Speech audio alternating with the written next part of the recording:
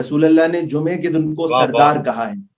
اور اس واہ. کے علاوہ مثلا اگر آپ جمعے کے دن کی فضیلت، ہمارے ہاں عموماً یہ فکر پائی جاتی ہے کہ ہم روایات کا مطالعہ نہیں کرتے، ورنہ اگر آپ روایات میں دیکھیں تو جمعے کے دن کو، یہ بڑی حیرت انگیز بات میں کرنے جا رہا ہوں، کہ جمعے کے دن کو روایات کی روشنی میں اور احادیث کی روشنی میں عید قربان اور عید فطر سے زیادہ فضیلت دی گئی ہے. اچھا ماشاءاللہ.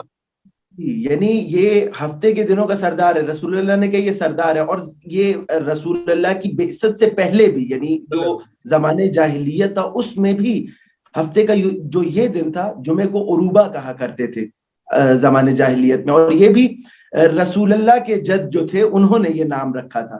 یعنی جمعے کے دن کی زمانے جاہلیت سے جو ہے ایک فضیلت چلتی ہوئی آ رہی ہے. اور پھر جب دین اسلام آیا اور رسول اللہ آئے تو رسول اللہ نے مزید اس کی رونقوں اور برکتوں کو بڑھاتے ہوئے بتایا کہ خدا اس دن تم اگر کوئی نیکی کرو گے تو خدا اس کا دگنا ثواب دے گا، اور بالکل اسی طریقے سے اگر برائی کرو گے تو اس کا بھی جو ہے وہ دگنی برائی ملے گی. یہ بالکل اسی طریقے سے، کیونکہ پروگرام ہے اور آپ بھی ماشاءاللہ سے شاجی ہیں، تو یہ ہمارے لیے بھی ہے، میں بھی شاجی ہوں، آپ بھی شاجی ہیں، تو یہ سادات کے لیے بھی جو ہے یہ روایات نقل ہوئی ہیں کہ جس طریقے سے ثواب بیشتر ہے اسی طریقے سے گناہ کا عذاب اور گناہ کی جو مصیبت ہے وہ بھی بیشتر ہے. تو یقیناً ہمیں بھی خیال کرنا چاہیے اس کا. تو یہ جمعے کا جو دن ہے یہ ہفتے کے دنوں کا سردار رسول اللہ نے ایک اس کو بتایا.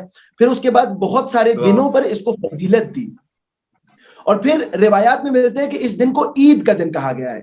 یعنی رسول اللہ نے کہا کہ جمعے کا دن عید کا دن ہے. یعنی عید کے چند ایام، بہت ساری آیات تو ہمیں معلوم ہے، مثلا عید الفطر ہے، عید قربان ہے، عید غدیر ہے، عید مباہلہ ہے، بہت ساری عیدیں، 13 رجب کی عید ہے. اسی طریقے سے رسول اللہ نے اس دن کو بھی، جمعے کے دن کو، ہر ہفتے جمعے کے دن کو کہا ہے کہ یہ عید کا دن ہے مومن کے لیے.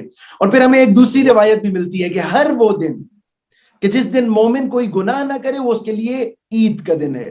تو دیکھیے آپ جمعے کے ساتھ بہت ساری فضیلتیں شامل کر سکتے ہیں، کیونکہ امام صادق سے بھی ایک روایت ہے جس میں امام نے، اور رسول اللہ سے بھی ایک حدیث ہے جس میں ثواب کو بھی دگنا بتایا گیا اور برائیوں کو بھی دگنا بتایا گیا اس دن. یعنی اگر آپ اس دن گناہ سے بچتے ہیں تو سمجھ لیجئے کہ یہ ایک عید تو یہ ہو گئی کہ آپ گناہ سے بچے ہیں، دوسری عید خود جمعے کے دن کی عید.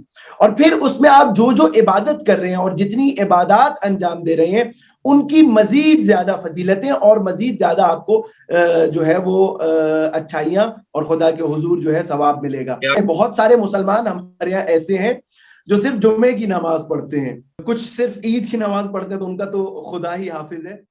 لیکن اس سے ہٹ کر کے، یعنی اگر آپ دیکھیں تو یہ جو جمعے کی نماز پڑھتے ہیں اور جمعے کے دن میں کھڑے ہوتے ہیں، خداوند عالم کے حضور جاتے ہیں، خدا یہ نہیں کہہ رہا کہ تم جمعے کے دن آؤ اور مجھ سے بخشش لے کے اور مجھ سے معافی مانگ کے دوبارہ اپنی اسی زندگی کی جانب چلے جاؤ. نہیں، خدا نے یہ جو عبادات، فلسفہ عبادت کیا ہے، خدا نے یہ جو عبادات آپ کے لیے بنائی ہیں، جس طریقے سے میں نے شروع میں کہا کہ خدا نے آپ کی پریکٹس کے لیے، آپ کی ٹریننگ کے لیے، خداوند عالم نے یہ عبادات کا فلسفہ یہ ہے.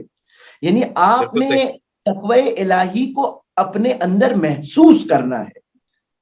اگر آپ نماز جمعہ میں جا رہے ہیں، اور نماز جمعہ کی سب سے بڑی فضیلت تو یہ ہے کہ یہ ان چند اجتماعی عبادات میں سے ہیں کہ جن کے ذریعے سے مسلمان اپنا موقف دنیا کے سامنے پیش کرتے ہیں. نماز آپ کی فردی عبادت ہے، یعنی یہ خود ایک جمعے کی فضیلت ہے. یعنی آپ گھر میں بیٹھ کے بھی نماز پڑھ سکتے ہیں، یعنی آپ کی جو پنجگانہ نمازیں ہیں، روزہ آپ کا ہوتا ہے، آپ کا اور خدا کا معاملہ ہے. یعنی یہ تمام تر زکوٰۃ آپ چھپ کے دیتے ہیں، یعنی ایک ہاتھ سے دوسرے ہاتھ کو بھی نہ پتہ چلے. یعنی یہ تمام تر مخفی عبادات ہیں جو بندے کا خدا سے رابطہ ہے، عبودیت اور خداوند عالم بندگی کا راستہ ہے. لیکن یہاں پر کچھ اللہ تعالیٰ نے اجتماعی عبادات رکھی ہیں کہ جن میں ایک حج ہے، حج کا اجتماع. لیکن حج یقیناً صاحب استطاعت کے لیے. خدا نے کہا اگر تمہارے پاس استطاعت نہیں ہے، اگر تم برداشت نہیں کر سکتے، اگر تم جو ہے خرچہ نہیں نکال سکتے، یا تم اتنے ضعیف ہو گئے ہو تو نہ جاؤ. لیکن یہاں پر جب آپ آئیں گے جمعے کی نماز میں، جو خداوند عالم نے آپ کے گھر کے قریب رکھ دی ہے، آپ کے دروازے کے سامنے، آپ کے شہر میں، خدا اس اجتماعی عبادت میں آپ کو دیکھنا چاہتا ہے. کیونکہ خداوند عالم چاہتے ہیں کہ یہاں سے مسلمانوں کا موقف، اسلام کا موقف، مسلمانوں کا بھی میں نہیں کہوں گا، اسلام کا موقف دنیا تک پہنچے. اور یہ جمعے کا خطبہ اور یہ جمعے کی نماز یہ ایک اجتماعی عبادت کا روپ دھار لیتی ہے. تو خداوند عالم نے یہ عبادات کا فلسفہ یہ ہے کہ عبادات کے اندر تزکیہ نفس کریں، یعنی اپنے آپ کو سنواریں. نہ یہ کہ آپ صرف جو ہے خداوند عالم کو حضور پیش ہوں، بہت سارے آنسو بہائیں اور اس کے بعد اپنی پرانی دنیا میں چلے جائیں.